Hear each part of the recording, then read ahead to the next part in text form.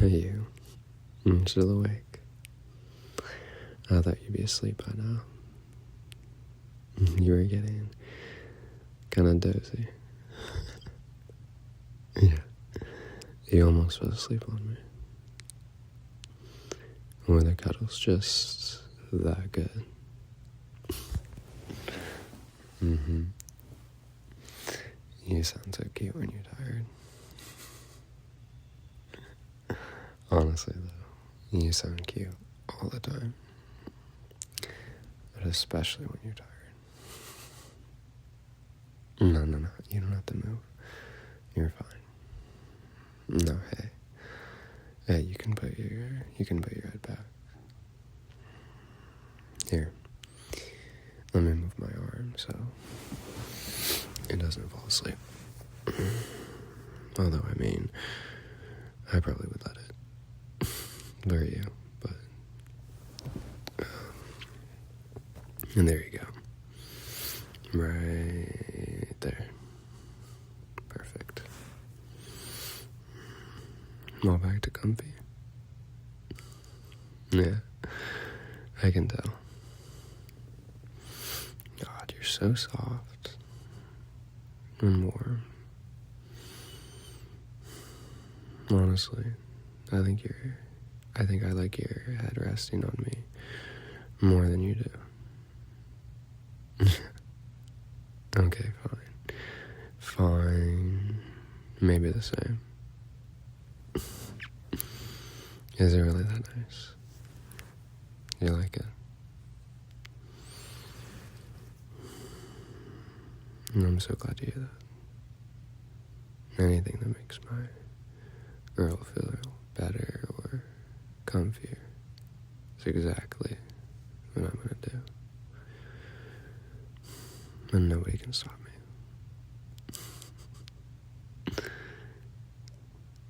Let me brush your hair. Yeah, just with my hand. It's so soft.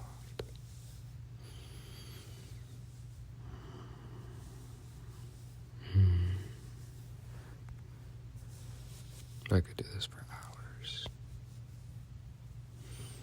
Or days. Just us. Cuddling. Warm. Cozy. Doesn't it sound amazing? It doesn't even have to sound amazing. It is amazing. Because you're here right now. And this is the comfiest I've ever been. Thanks to you. And that hoodie also looks super warm. I mean, it was mine, I guess. Yeah, I did say was. I think you've fully taken over ownership of that. Yeah, maybe like common law. I think you've had it long enough. It's yours. Oh, you want me to wear it again? Is it? Yeah, it's loose in the scent. Yeah. Well, that's the premium version.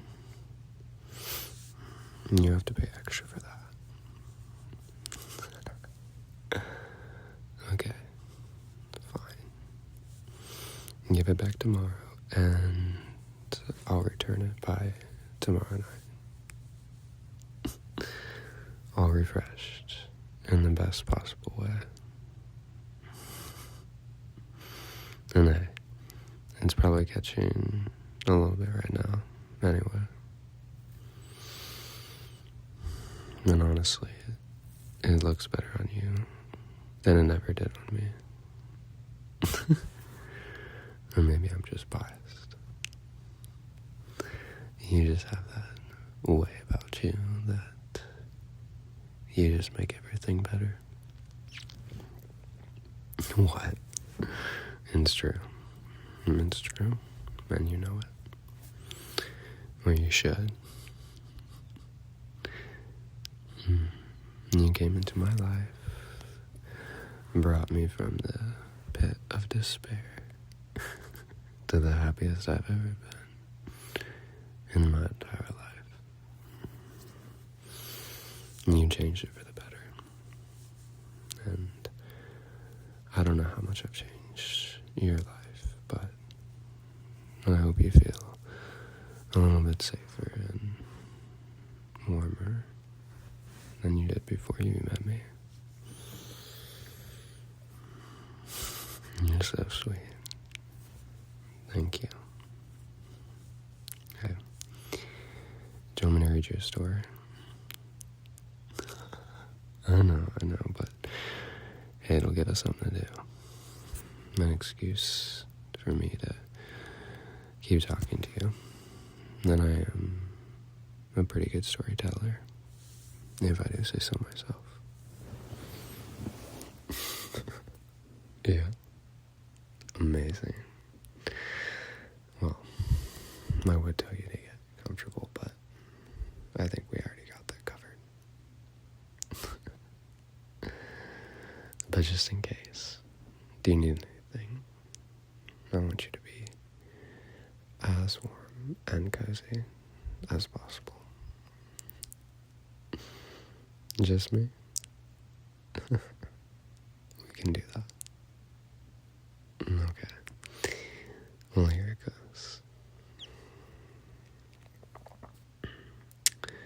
Long ago, there was a forest that only opened its paths at dusk. By day, it looked ordinary. Trees, moss, birds, nothing special. But when the sky turned violet and the first star blinked awake, the forest breathed a little differently. Because that is when the lanterns would appear. Small golden lights that would float between the branches, glowing like they were made from warmth itself. And they drifted slowly, guiding travelers who were kind enough to notice them. And one evening, a boy followed the lanterns deeper than anyone ever had before. And then that's when he saw her. She stood near a stream that shimmered like glass, holding a light in her hands. Not a lantern, not a flame, something softer that almost looked alive. Starlight. It glowed between her fingers, curling gently like it trusted her. She wasn't startled when she saw him. She smiled instead. "You're not supposed to be here," she said kindly. "I think I am," he said, surprised by how true it felt. The forest went so still because it knew that sentence. They sat by the stream as the night deepened, where she told him she was the keeper of lost light, pieces of stars that fell when people wished too hard, or loved too deeply, or hoped without protection. He told her about the world beyond the trees, loud mornings, fast days, lonely moments that didn't make sense until now. And when she laughed, the lanterns brightened. And when he looked at her too long, the water shimmered more intensely, pretending not to notice. Before the night ended, she placed a small spark of starlight into his palm. So you can find your way back, she said. But what if it fades, he asked. It won't, she said softly. Not if it's meant for you. And so he came back again, and again, and again. And each night, the forest opened sooner. The lanterns gathered faster, and the stars seemed to lean closer. And they talked until the silence itself felt comfortable. They laughed until the forest echoed gently and slowly, without ever being decided. Love grew. It wasn't sudden, and it wasn't loud, but it was strong enough that the stars began falling on purpose.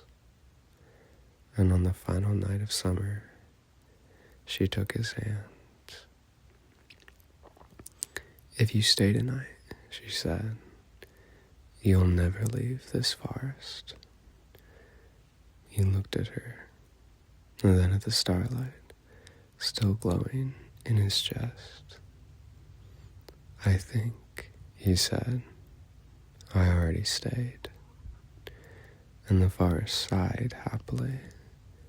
The lanterns lifted into the sky, and from that night on, when travelers pass near the woods at dusk, they swear they see two figures walking beside the stream, one carrying starlight, and one who is brave enough to love her. And now, it's time for you to get some sleep. Yeah, you can stay right where you are. And I'm comfy if you are. I promise. Amazing.